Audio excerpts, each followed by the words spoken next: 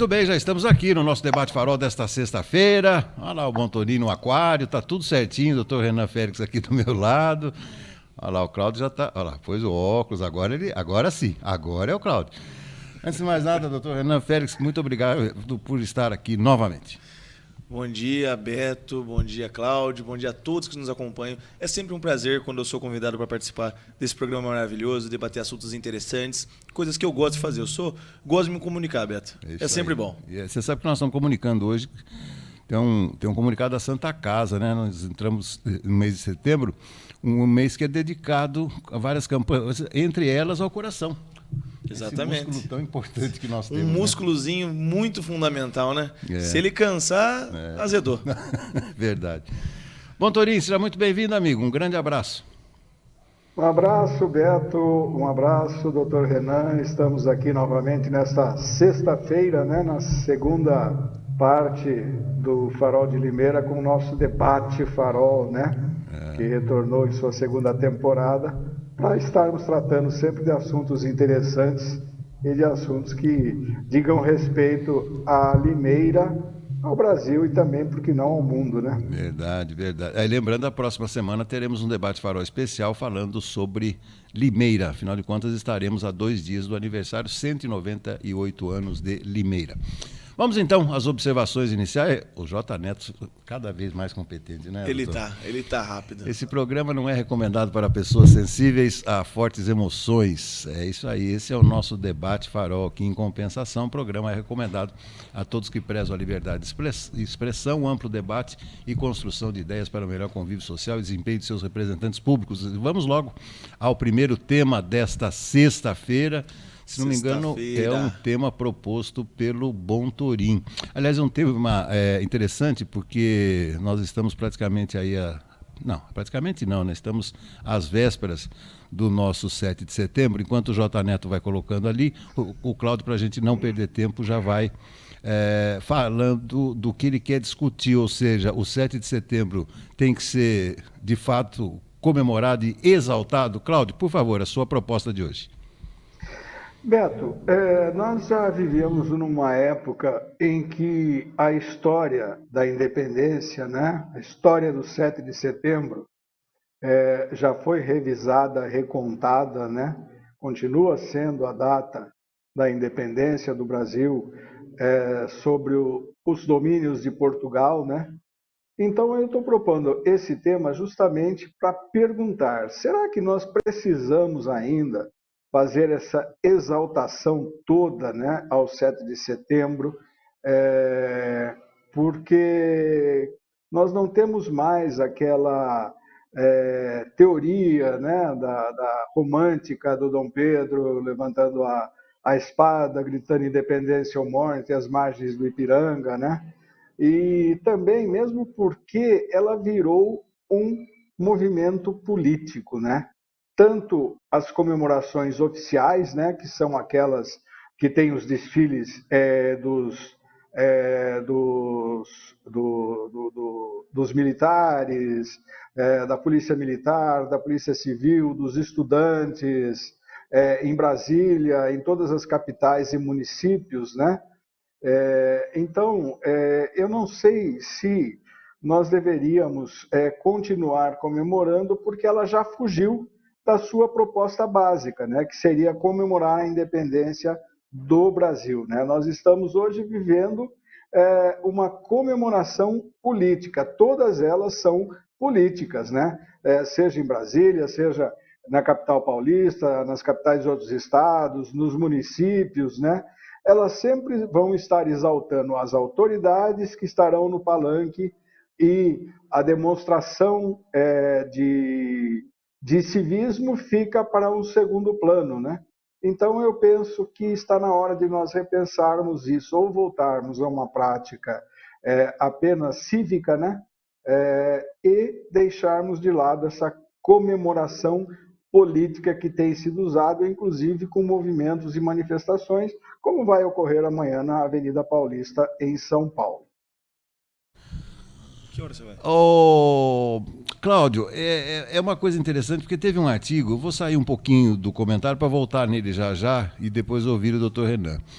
Teve um analista político que publicou, foi entrevistado pela Folha de São Paulo durante a semana, que disse que mais do que o espaço televisão e tal, né, principalmente as eleições da capital paulista, elas receberão muito mais o peso do que pode acontecer nesse 7 de setembro do que propriamente os reflexos da propaganda gratuita de TV.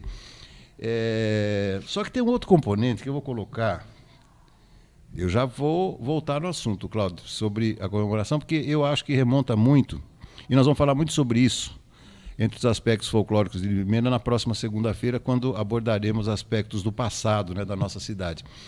Mas tem uma briga lá em São Paulo que é o seguinte: o Bolsonaro convidou todos os candidatos alinhados à direita que fossem até esse 7 de setembro. Haveria espaço para todo mundo. E a expectativa é da presença do Pablo Marçal. Mas agora, Cláudio, está acontecendo um negócio que é esquisito.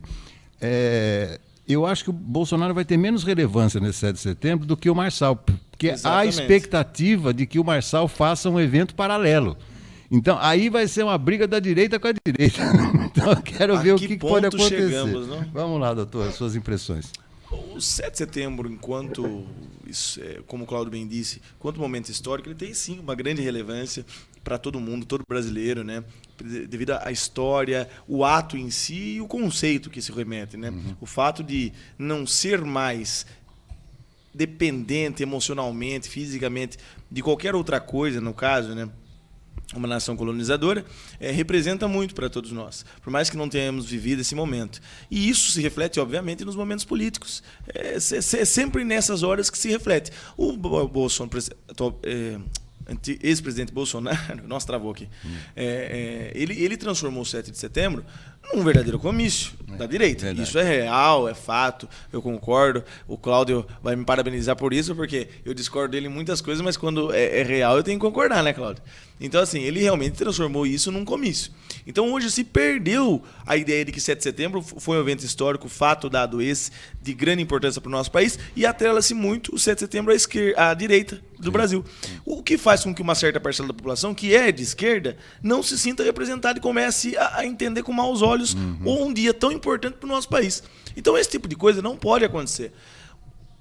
Um presidente fazer, logicamente, um comício 7 de setembro, direito dele e tal, não sei o quê, representa muito, né? O que a gente tem que trazer de volta é que o 7 de setembro não é ligado a Bolsonaro, nem ligado a Lula, nem ligado a ninguém. Ele é ligado à independência num país ao qual todos nós vivemos. E é motivo de orgulho para todos nós e deve ser motivo de orgulho. E não vincular isso a um partido e achar que aquilo é algo ruim ou dando demérito àquele dia tão importante para a nossa história. Então, essa é o meu ponto. Tanto é que nessa situação, 7 de setembro é o evento do Pablo Marçal, é o evento do Bolsonaro. Não é. É o evento do país. Né? Então, por mais que eu seja muito uma pessoa, eu sou cristão, sou de direita, sou alinhado ao governo Bolsonaro, apoio o ex-presidente Bolsonaro, mas entendo que o 7 de setembro é um evento público para todo mundo que se sente brasileiro. Se o cara vota no Lula, no Boulos, no Bolsonaro, vota no qualquer um, né?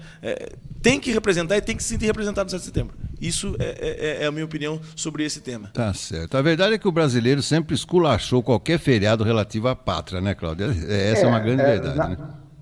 Na realidade, era esse ponto realmente que eu queria chegar. É um evento importante, um evento cívico, mas que foi solapado pela política, né? É por isso que a gente pensa dessa forma, que eu penso dessa forma, né?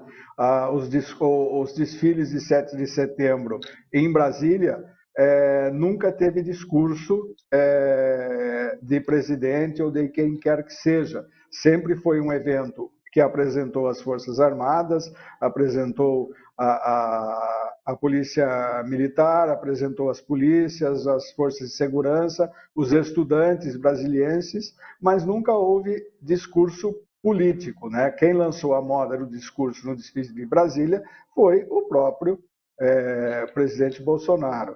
Então, eu acho que essa questão da política é que tem que ser deixada de lado. Os eventos em São Paulo, os eventos oficiais, com certeza não farão uso da política, espera-se que não, mas eles estarão representados justamente porque as autoridades vão estar lá, né, entre eles o prefeito Ricardo Nunes, que concorre à eleição, e os demais. E em todos os municípios, em todos os estados onde haja autoridade que vá participar do desfile, vão estar representando-se, se representando e representando-se e apresentando-se à própria política, né? Então, eu acho que é isso que nós temos que retomar, essa questão da data cívica e esquecer um pouco essa data política que foi criada, né? Então, nós precisamos pensar nisso para podermos voltar a comemorar. Eu acho que a história real ela é bem diferente daquela que eu aprendi hoje. Ensina-se nas escolas a história de fato, não aquela história romântica que nós aprendemos, né? Mas é importante que isso aconteça. E essa história da direita contra a direita, o Pablo Marçal está realmente deixando a direita paulista e brasileira de cabelos em pé, né? Ele está atraindo aí para si um protagonismo que está deixando muita gente preocupada, não só a direita como a esquerda também. Muito bem. Eu vou cortar um pouquinho, eu vou falar, vou pegar o gancho do Cláudio. Eu vou falar, Cláudio, eu concordo com você 100% nessa questão. E eu acho que isso é péssimo, porque o Pablo Marçal, ele tem seus méritos, logicamente, como todos nós temos. Tem também seus deméritos. Mas o que ele está fazendo é usar da política, obviamente, da campanha eleitoral, para benefício próprio. Ele não está pensando... Porque quando se fala em política, se pensa em coletivo sempre. Uhum. A direita no Brasil, ela não está no comando hoje. Então a intenção é que, se é direita, unir forças para que a gente concentre e não brigue entre nós. Agora, quando você separa, Nunes de um lado, Marçal do outro, começa a brigar, a gente perde a eleição, perde voto, desune uma família que teoricamente é para ser unida, começa a se questionar os próprios valores. Isso é um desserviço para a população, na minha cabeça. Então é óbvio, se ele estivesse pensando no coletivo, ele tinha sim aberto uma linha de comunicação, um diálogo com o Ricardo Nunes, com o Tarcísio, com o presidente, alinhado isso internamente, para depois externalizar isso. Não, ele simplesmente resolveu ser candidato, pegou um partido e é candidato, né? É simplesmente isso. Ele pensa somente nele. E eu não concordo com isso. Tá? Concordo com várias coisas que ele fala, discordo de inúmeras outras que ele fala, o que ele prega também. Mas eu acho que nesse cenário era prudente sentar com os líderes da direita em São Paulo e ponderar. Falei, olha, serei candidato. Né? E não ficar atacando as pessoas em redes sociais como ele tem feito. Né? Que, inclusive, nós vamos falar desse assunto, que é um assunto muito importante. O quão difícil é as redes sociais nas eleições. Verdade. Né? Vamos ao segundo tema, então. Tá certo. 7 de setembro, não, esse já foi, esse é o primeiro, né, o 7 de setembro que acabamos de abordar. Vamos ao tema número 2, né, do nosso programa de hoje, que diz respeito a algo que nós já comentamos de leve aqui no nosso programa, mas eu queria trazer o assunto novamente para a gente discutir, que é a questão da campanha curta, né? Nós temos já há alguns anos algumas eleições, campanhas mais curtas, né? Eu queria que vocês analisassem assim os benefícios, né, e os prejuízos que podem ocorrer durante uma campanha curta, né? Campanhas curtas, benefícios e riscos, né? Melhor dizendo, que são oferecidos principalmente aos candidatos. E eu explico por quê. A campanha curta ela tem alguns benefícios, porque ela é inegavelmente mais barata. Você não precisa ficar fazendo investimento durante muito tempo, aluguel de estúdio, fazer gravação, aquele negócio todo e tal. Mas o risco é que um tropeço... Pode ser fatal. Exatamente. Pode ser fatal. Aí que eu queria chegar. Porque nós tivemos debate aqui no meio da semana, aqui em Limeira, e eu não queria fazer juízo de valor, porque eu respeito todos os candidatos. Os 4 candidatos aqui à Prefeitura de Limeira merecem o meu respeito. O que eu fiz, inclusive, num artigo, foi uma avaliação técnica jornalística. E a gente tem que fazer, é dever de ofício. Um médico não precisa fazer isso. Não. Um jornalista precisa. Então, fiquei até tarde ali, acompanhei o debate e tal. E houve uns escorregões, inegavelmente, principalmente de uma debatedora. E é uma coisa assim, havia tanta expectativa, né? E de repente uma participação que não foi tão boa, para não dizer que foi desastrosa, faz acender o sinal amarelo da campanha a um mês da eleição. Então, para você construir uma imagem é difícil, né? Mas tudo desmorona quando não há um desempenho satisfatório. Então, eu queria a sua análise primeiro, doutor Renan, sobre essa questão de campanhas mais curtas. Isso pode ser perigoso. Campanhas mais curtas têm as suas vantagens, como você bem já mencionou, Beto, que é o valor agregado ser um pouco reduzido, porque menos tempo, menos... não digo menos desgaste, porque eu acho, na verdade, que o desgaste é até maior. Porque como o tempo é curto, o trabalho é dobrado. Quando se tem tempo, consegue se consolidando um plano de governo, uma proposta, né, com mais tranquilidade. Quando você tem uma campanha curta, você não tem o benefício do tempo. Então você tem que consolidar isso de forma rápida. E quando você precisa consolidar qualquer coisa de forma rápida, você precisa de muito trabalho e muita gente.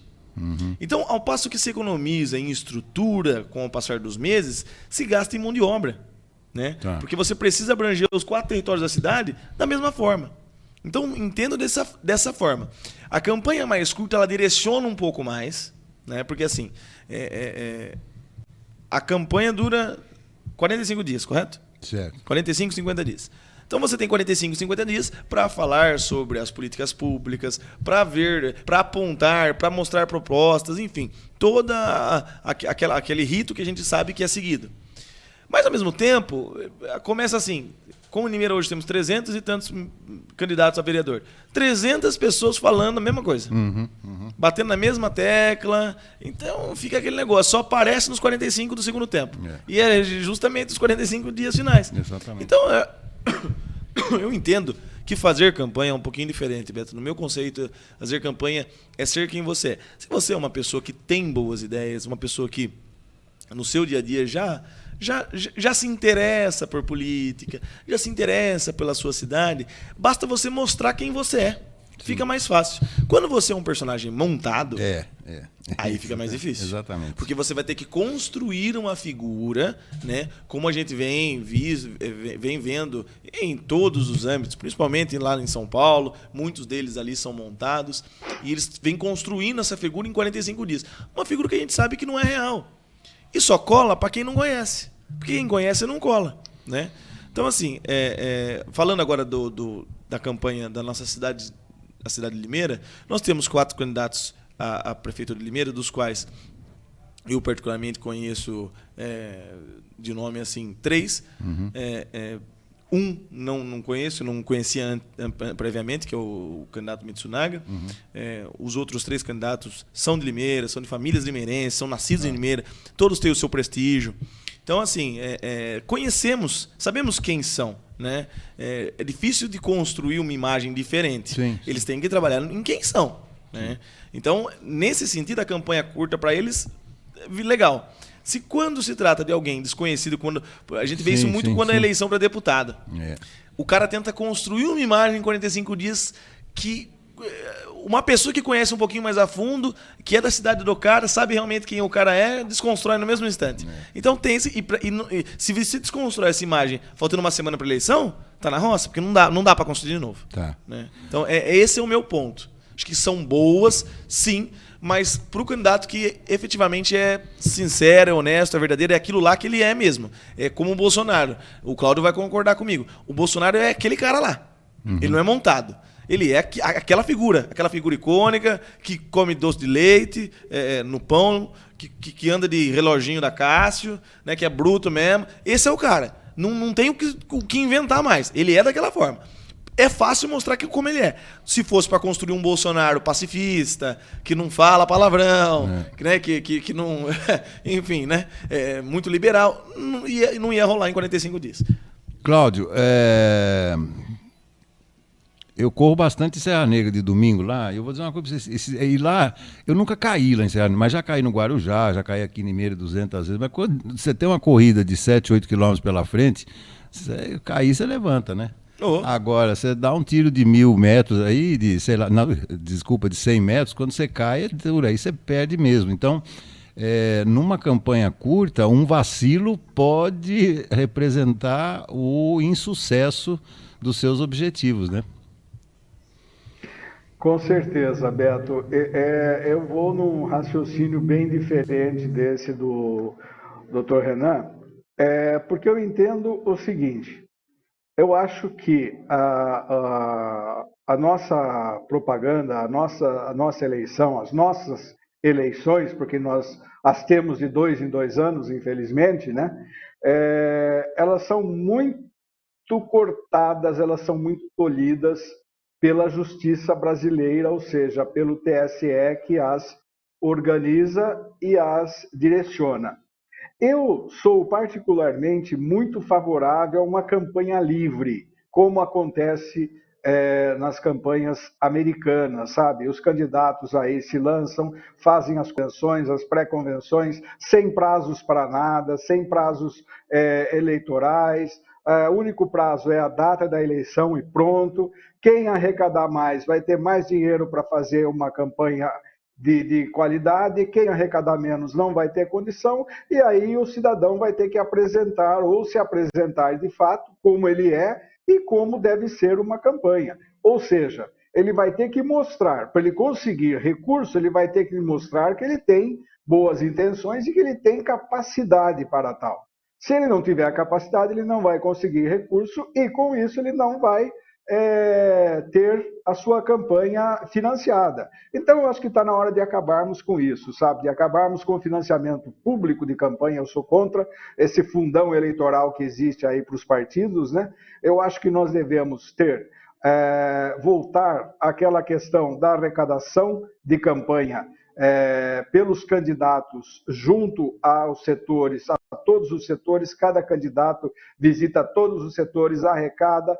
Quem arrecadar mais faz uma campanha melhor, não tem limitação de propaganda, não tem limitação de nada, para que nós possamos ter e conhecer os candidatos. Essa forma de propaganda que nós temos aqui hoje no Brasil, tanto nas eleições gerais, que acontecem quando temos deputado federal, deputado estadual, senador, governador e presidente, ou nas municipais com prefeito e vereador, é muito restritiva. Você não sabe mais nada, você não tem conhecimento. A gente só gosta dessa campanha curta no Brasil porque ela enche tanto o saco na televisão. Ela enche, mas nem tanto como era antigamente, que os programas tinham 1 hora de duração pela manhã, né, na rádio e na televisão, e 1 hora de duração à tarde pela rádio e pela televisão, e todos os partidos participavam, né? Hoje nem todos participam, né?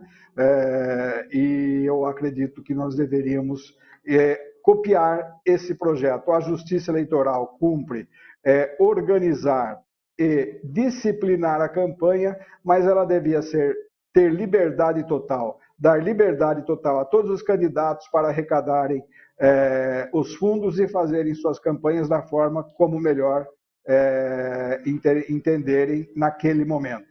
Eu acho que é isso. Eu não acredito nessa questão nossa que temos hoje no Brasil aí, essa campanha muito, como diria, muito engessada, redondinha, muito engessada, né? Eu acho que devemos parar com isso. Seria quase 5 bilhões a menos gastos pelo governo com dinheiro público, né? E cada um que se vire com o seu dinheiro, cada um que procure a sua condição melhor para poder lançar candidatura. Se não lançar, acabou e pronto, não lança e ficamos por aí. É o melhor exemplo. Os Estados Unidos é o melhor exemplo nesse sentido de propaganda e de eleição. Cada um corre atrás e boa. Tá certo. Bom, eu até lançaria, viu, Cláudio, um desafio aqui, né? Que algum dos 300 e tantos candidatos a vereador em Limeira dissesse pra gente que está satisfeito com a verba que recebeu do seu diretório. Não chega para ninguém, isso aí a gente sabe. Olha, não chega, Beto. Deixa eu só dar um patamarzinho aqui nessa questão. Quem mais recebeu do partido aqui em Limeira foi a candidata Érica Tanque. Ela recebeu R$800 mil do PL. Tá? A maioria do valor. Eu vou publicar uma matéria daqui a pouco no site da Tribuna sobre esse assunto. Ela que mais recebeu. Os outros, o Betinho está em segundo com pouco mais de 800 mil. Em terceiro está o Mitsunaga com 148 e o Murilo lançou até agora apenas 29 mil com recursos próprios, sem dinheiro de partido. Então, dependendo da situação e as cidades, o partido pouco manda. É evidente que a Érica tem o apoio do candidato, do deputado, então talvez tenha sido isso o dinheiro que ela recebeu. Foi a maior parte do dinheiro. Ela foi a que mais arrecadou até agora na campanha, quase já bateu o patamar que é 1.200.000, ela está com 1.010.000 reais de arrecadação até o momento. Tá certo. Vamos para o último tema, temos pouquíssimo tempo para a gente discutir, tema do doutor Renan, esse sim, o julgamento implacável das redes. Hoje em dia todo mundo se acha no direito de julgar, mas não só se você é bom, se você é ruim, se você foi bem, se você foi mal, mas existem alguns julgamentos meio fora de lugar, viu? Eu já estou até dando a minha opinião. Vamos lá, doutor. Eu concordo. A intenção de trazer esse tema é justamente isso, Beto. As redes sociais são um meio de liberdade de expressão, concordo e defendo que não deve se restringir rede social, não deve se restringir liberdade de expressão. Você tem que dizer o que você pensa e pronto, acabou. Eu acho que falta no brasileiro um pouco de julgamento de caráter próprio, sabe, o bom senso. Se uma pessoa se dispõe, no caso nós estamos falando das eleições, a ser candidato ou ser candidata, você tem que entender que ela está se dispondo a ocupar um cargo público e tem que levar isso com seriedade. Né? A gente não pode pegar uma pessoa que está pleiteando um cargo público e pode ser haver um prefeito, uma prefeita e começar a chacotear essa pessoa. Né? Então, existem coisas que são toleráveis e existem coisas que são falta de bom senso. Né, que não deve ser tolerado. Você tem que lembrar que aquele cara vai representar você, querendo ou não, eventualmente. Então, poder discordar da opinião, falar, olha, essa fala não foi boa ou não foi boa, eu acho interessante, mas colocar como se fosse uma orelha de burro, né? Chacotear, isso não é interessante. Né? Então, acho que o respeito ele precisa imperar em qualquer esfera da sociedade, inclusive na esfera política, na esfera pública. Né? Então, as redes sociais elas estão quebrando muito isso. Antigamente, 20, 30, você sabe disso, né? Se colocava uma foto de uma pessoa numa revista, nem era nada assim. Nossa, a cidade inteira já falava, ficava todo mundo empavorosa. Hoje em dia, se faz uma montagem no Instagram e se publica isso aí de forma anônima e tal, e aí aquela pessoa vira motivo de chacota de uma coisa que não é bem por aí, né? Então, eu acho que as redes sociais elas precisam... Não é as redes, é o ser humano. Tá? Porque quem fabricou a rede foi o ser humano. Quem posta é o ser humano. É o que eu falo das armas. O pessoal fala muito de porque a arma... Viu, mas a arma não mata ninguém. Quem mata é um outro ser humano. A arma ela é um instrumento, né? Como uma faca uma cadeira pode matar alguém de qualquer forma. Então a rede social em si ela não faz nada. Quem faz é o ser humano por trás da rede. Né? Então eu acho que usei a rede social para dizer que nós, enquanto cidadãos, enquanto seres humanos, a gente precisa ter um pouquinho mais de bom senso, né, um pouquinho mais de respeito pelo próximo. Nem tudo que pode se fazer deve se fazer, e é bem quisto. Né? Tá. E aí, muitas vezes, o feitiço vira contra o feiticeiro. Cláudio, para a gente arrematar 2 minutinhos aqui, bom, lembrando que já tivemos adolescentes que tiraram a própria vida. Por conta de rede social. Exatamente. É o famoso bom senso. Cláudio, vamos à sua análise agora para a gente fechar. Concordo plenamente. Eu acho que a questão da rede social... ela trouxe uma liberdade tão grande, né, para as pessoas, que as pessoas perderam a noção do bom senso na hora de se comunicar, na hora de emitir suas opiniões, né? E isso daí tem levado grandes problemas às redes sociais, né, principalmente àqueles mais afoitos, né, os mais radicais, e tirando o bom senso. Quando você acaba com o bom senso, existe uma forma de você eliminar esse bom senso. É bloquear aqueles que estão fazendo isso, apenas isso. Aqueles perfis que fazem essas postagens. E não toda uma rede. Eu também concordo. Agora, quando você pede para uma rede bloquear esses perfis que estão fora do bom senso, que estão pregando intolerância, ódio e outras questões a mais, e essa rede social, por questão de dizer e a falar da liberdade de expressão, porque a liberdade de expressão ela não é total, né? Ela não é isenta de controle, aí você tem que punir como está acontecendo, ou seja, a legislação de um país ela tem que ser obedecida para que o país tenha a sua soberania. Se ou a rede social não aceita essa determinação de punir esses perfis, então ela corre o risco de acontecer o que está acontecendo aqui no nosso país com o X, que tem esses mesmos problemas na Europa e, como eu disse anteriormente, nos Estados Unidos, né, e na Austrália. É uma questão de, sabe, bom senso. O que você prefere? Você prefere tirar 38 perfis altamente nocivos ou você prefere que a rede social inteira seja proibida por uma questão de defender uma suposta liberdade de imprensa? Por isso que eu digo, o bom senso realmente, como disse o Dr. Renan, é fundamental nessa hora. E as pessoas, infelizmente, perderam o bom senso. Vamos colocando então assim um ponto final no nosso debate farol desta sexta-feira. Mais uma vez agradecendo aqui o meu companheiro Antônio Cláudio Bontorin. Bontorin, segunda-feira então programa especial aqui do nosso farol. Eu conto mais uma vez com a sua participação. Excelente final de semana e até lá.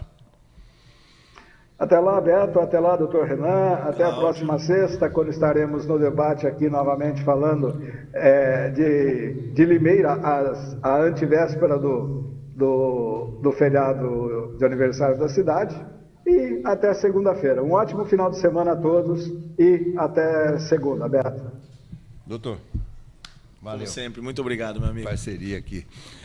Lembrando, finalzinho do nosso programa, a democracia não é apenas uma conquista social, mas uma forma de acreditarmos em justiça e igualdade diariamente. E assim concluímos a nossa semana, concluímos o nosso debate. Convido você a estar conosco na próxima segunda-feira, às 10 da manhã, com esse programa especial que abre a semana que comemora o aniversário de Limeira. Até lá, ótimo final de semana.